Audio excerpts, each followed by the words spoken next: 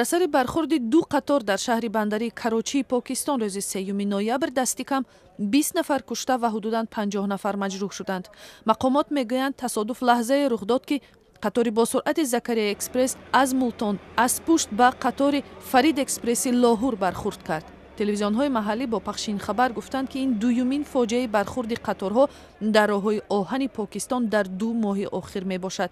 برای کمک به آسیب دیدگان خدمات کمک اضطراری در محل فاجعه کار میکند.